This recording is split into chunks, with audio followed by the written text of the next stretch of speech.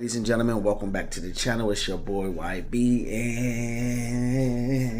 and today we back here in Pokemon Scarlet and Violet, the Indigo disc. This is going to be a video of all the stuff you can do after post game.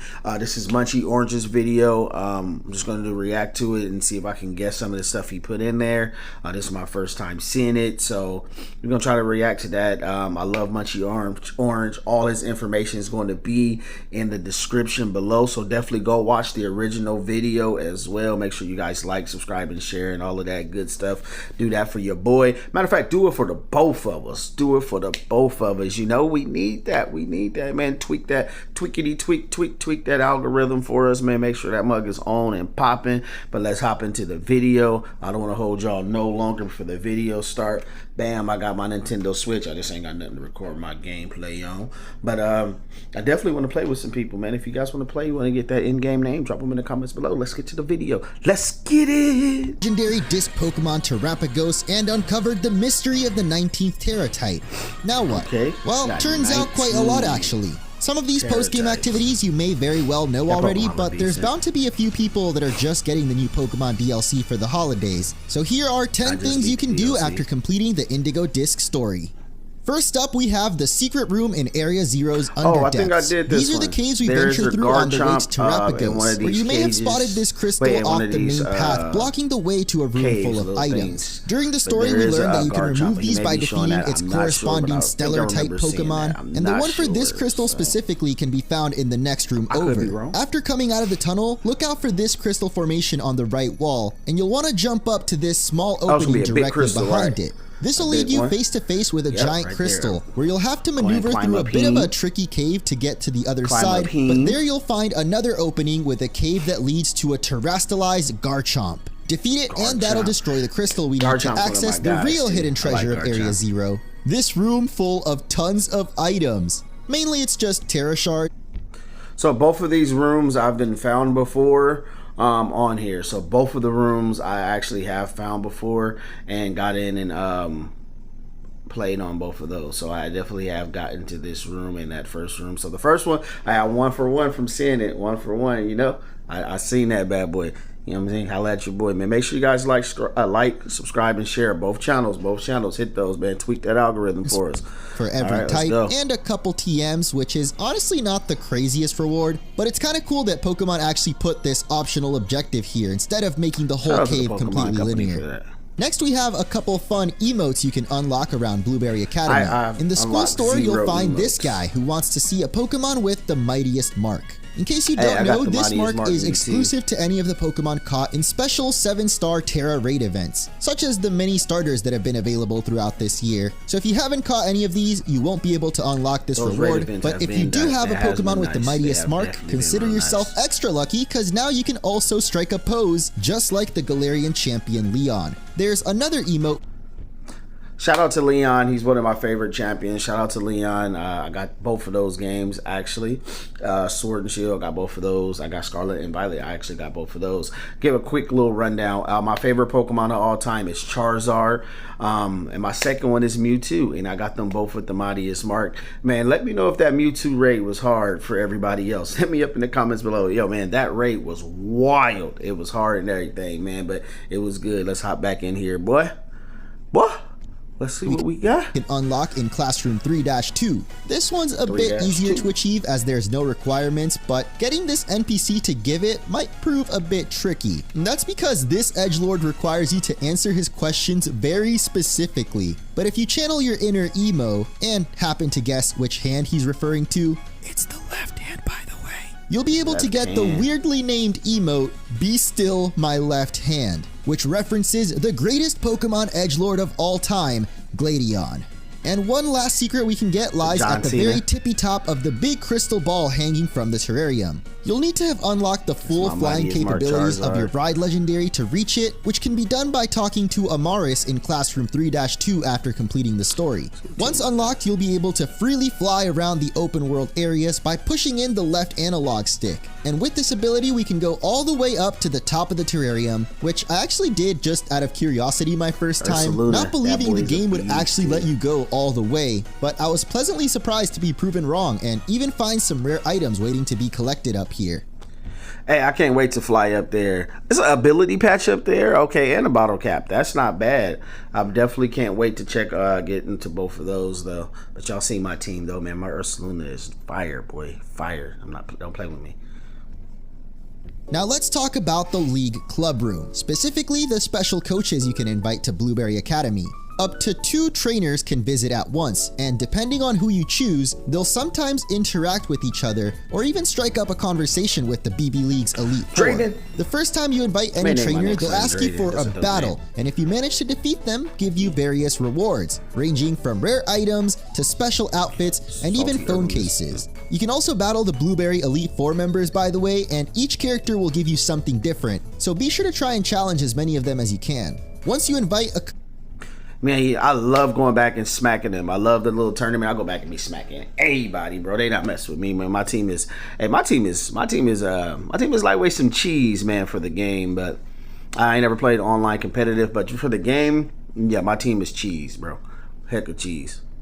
Coach for the 3rd time, this should unlock their ultimate reward, a special trade for one of their Pokemon. And like we saw in the trailer, these Pokemon are special because they come with a ribbon that when placed on the Pokemon will show the original trainer's name as they get sent into battle. You'll need to do at least 3 of these trades in order to unlock Professor Jock and Director Clavel, 5 trades for the Paldean Elite Four members Rika and Poppy, 8 trades for Champion Gita, and the rest of the trainers are a bit special because you'll need to have completed their bonding experience back in Paldea's Academy first, meaning you have to do all their classes, then visit them in all the locations they appear around the school to complete their stories, and only then will they finally appear in the club room, after you've done at least 3 trades with the gym leaders. It's pretty tedious, but like I said, you can get a lot of unique customization rewards for beating some of these trainers, and just seeing them interact with each other is pretty hilarious at times, so definitely recommend inviting as many as you can, especially because this is the key to unlocking our next secret,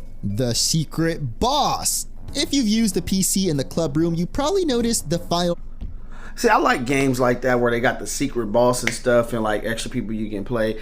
Do y'all remember when you can fight Red in Pokemon Red? That's the first one I had. You would go to the cave where you fought Mewtwo, and I believe you can fight Red. No, you can fight Red in Pokemon Silver. Hey, he was hard, bro. I love games like that, man. Red was dope. Man, we need more games like that. Shout out to this DLC, man. What you guys think of the DLC? Definitely let me know in the comments below, because I got both of them. I like it. It's better than doing like I would kind of wish they would have did another alternate version of the game, though. I used to love when they used to do those. I used to have red, blue, and I had yellow. Request is locked, at least until you've summoned the greatest number of coaches to the school. What this actually means is you'll need to interact with the trainers you invite to the club room 18 times first. But this doesn't mean you have to battle 18 times, since an interaction counts as just furthering their dialogue. So if you choose to decline their battle, you can re-invite them to the club by either cycling through 2 other coaches or skipping forward a day on your Nintendo Switch settings and reloading the club room. And since there are 8 gym leaders, you could potentially unlock the secret boss with just the base roster. Once you've gotten those 18 interactions, you'll be able to unlock the secret boss for a mere 10 BP and challenge none other than Director Cyrano. And he's actually the highest level trainer in the whole DLC, with his 3 strongest Pokemon all reaching level 87, those being the Unova. Boo. Boo on 87. Just go ahead and boost them up to 100, right? Because you beat the main story, you beat another DLC. All your characters should be somewhere near 100 anyway, so definitely should have made this the last boss, the secret boss. You did all of that. You probably beat so many trainers. It should have been 100, and they should have been all competitive trained and everything. So it should be like a real tough battle. That would have been dope. Starter trio. Pretty cool that he represents his home region. After defeating Cyrano, you'll be able to do a special trade for his favorite Unovan Pokemon. But this isn't just any Blitzel. This one is actually guaranteed to be shiny. Pretty awesome reward if you ask me. But we're only just halfway through the... Right, why would I want to... Give us a shiny Charizard. a shiny Mega Charizard or something like that. A shiny Pokemon that people actually like. Man, come on, bro. Come on, man. A shiny secrets. So Charmander let's head back to Paldea for our next one. Charmander is the best Pokemon If you went ever. back to complete all the teacher bonding cutscenes, you might have noticed some members of Team Star waiting at the entrance hall. Note that you'll need to have completed all the other optional scenes with them in order to unlock look all this. weird But no more. once They you've look done like all preppy that, kids now. you'll be able to spot That's two crazy. strange characters chatting in the library. You might not recognize them at first, but these are actually Team Star's Giacomo and Eri. What have they done to her? I'm not going to spoil the details of the story in case you want to experience it for yourself, but once you've made it through, you'll be rewarded with the awesome modified Team Star school uniforms. Ain't nobody feeling not as that. crazy Man, as like Daisy the boss's Dukes, outfits, that's but wild. still definitely the best version of the Academy uniforms in the game. You even get the Team Star helmet and heels, which I'm sure someone will appreciate. The Team Star fun doesn't end here though, because after completing this story, you'll find Atticus at the Porto Marinada auction.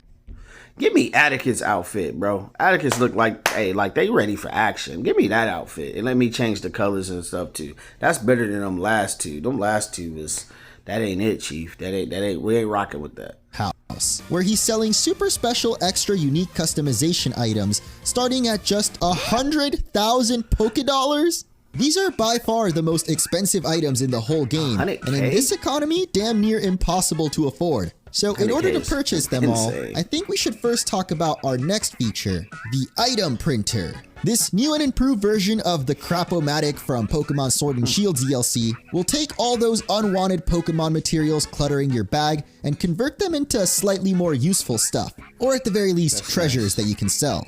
At first, the printer kinda sucks, not gonna lie, but the more you use it, you'll actually be able to upgrade it, and by the end, this thing will essentially print money as long as you have materials to feed it. You should have plenty of materials to feed this thing, but if you want my recommendation, Hapini Dust is the way to go. The reason these materials are great for the printer though is because you only need 15 to max out the machine, and I don't think it actually matters what you put in because the rewards appear to be entirely random, so feel free to go on a Chansey murdering spree and you'll thank me later. Told you. Once you've printed enough items, you'll be able to upgrade the machine, first to a Great Ball and then to an Ultra Ball, which unlocks the chance to roll bonus items for free, and finally the Master Ball upgrade, which is where things get really fun. Bro, are they giving out Master Ball like candies right now? They giving them mugs out like Skittles. They just pouring them. Yeah, but hey, I'll take it, man. Especially if we can put them on to the next game, right? Put them onto the Pokemon, have them held item. The next game, send it to you. Hey, be thinking, because you know the next one coming out next year. Hopefully we get black and white. That's because you'll unlock a bonus chance to hit the jackpot and print Pokeballs. I know it doesn't sound that crazy, but you can get special Apricorn Balls from this, and if you're super lucky, maybe even a Master Ball. All throughout this printing experience, you'll be racking up items that you can sell at the Pokemart, so let's take our hard-earned cash down to the auction house and blow it all on more useless junk, like... Wait, no way.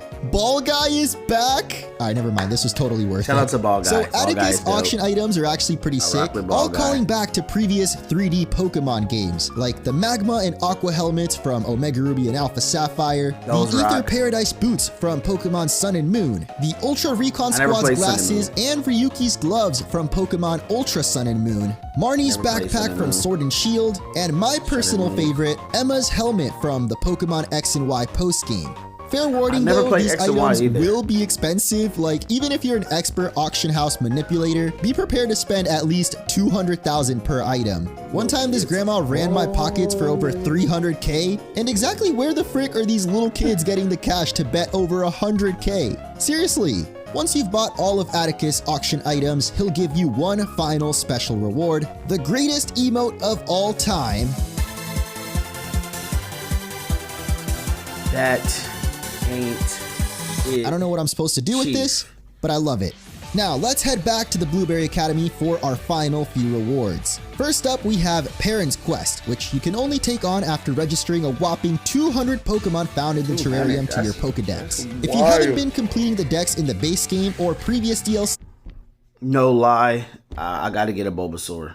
Gotta get a Bulbasaur. He's one of the originals. The first game I ever owned was Pokemon Red. This was back in 2001, I believe, with the old Game Boy with all the 6 batteries in the back. I gotta have a Bulbasaur. My first team, I had Bulbasaur and Charizard. My cousin had the other one. We had the little cable, the link cable. So I had Bulbasaur, Charizard, and Squirtle the very first time I played it. So I'm gonna need me a Bulbasaur.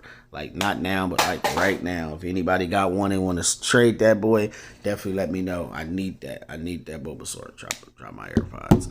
But let's get back to it. This could prove to be quite daunting, but it's really just a matter of patience and lots of Pokeballs. Once you've caught all 200, you can meet back up with Perrin near the entrance to the terrarium, and she'll show you a couple of pictures of the final 2 Paradox Pokemon. Either Entei and Raikou in Pokemon Scarlet, or Cobalion and Terrakion in Violet. You'll need to track them back down in Area 0, but they're not all that difficult to find, and actually not even the secret I'm covering in this segment. Instead, I want to talk about what we get after catching them. Return to Perrin and she'll reward you with a Sport Ball. Yet another super rare Pokeball that could only be obtained and used during the bug catching contest in Johto. I know there's a lot of Gen 5 references in this DLC, but this one in particular harkens back to Gen 2, which has made some fans wonder if instead of Unova remakes, we might just get the return of everyone's favorite spin-off games instead. Look, if they make a Johto game, don't make it Let's Go Pikachu. Just make it Pokemon, what is it? Fire Red with the new... Pokemon Fire Red with the new engine? It's going to be so good. These games is way too easy, though. I had them, though. No joke, I would actually be down for Let's Go Johto. As easy as the Let's Go games were, I still kind of enjoyed them, so we'll see. Now, if you're a completionist like me, you might just be tempted to complete the whole Blueberry Pokedex at this point. I mean, we got 200 Pokemon already. What's 40 more?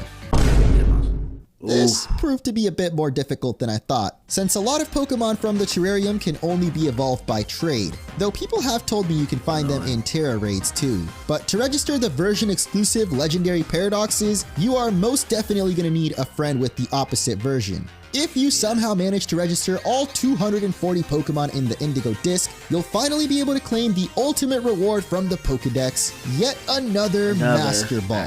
Is it just me, or are they just handing these out to anybody nowadays?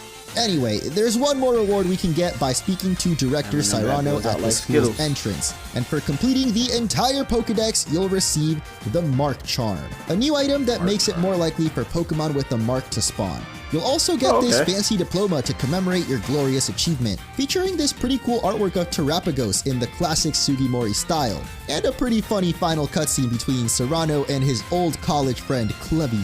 But even this isn't quite the true ending of the DLC. So let's wrap up this video by talking about one final... Whoa, look it.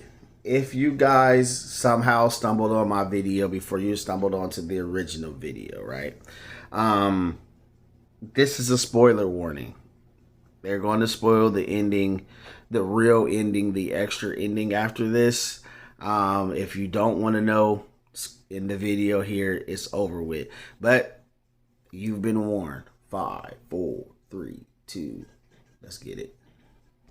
In detail that I know you've all been waiting for, the secret ending.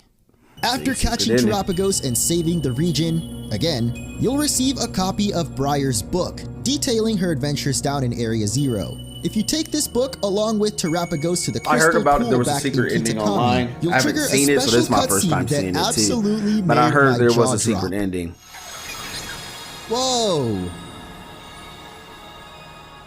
Just decided to terrestrialize a... What? What is happening? The original professor, either Sada or Turo, depending on which version you're playing, will appear before you in a strange misty pocket dimension that allows them to travel through time momentarily. It's not the little machine this is the real thing? professor, not the AI version that stayed behind in the Zero lab. So you can ask them a few questions about how exactly this is possible, or even pry into their personal life, because we all really wanted to know how they felt about abandoning our boy. In the end, we exchange Briar's book for the professor's personal copy of the Scarlet or Violet book, and essentially create a time loop, also known as a temporal paradox. Since this book contained crucial information that the professors needed to finalize their time machine and bring Paradox Pokemon to the present, that means we were actually the ones who set in motion the events for this whole adventure.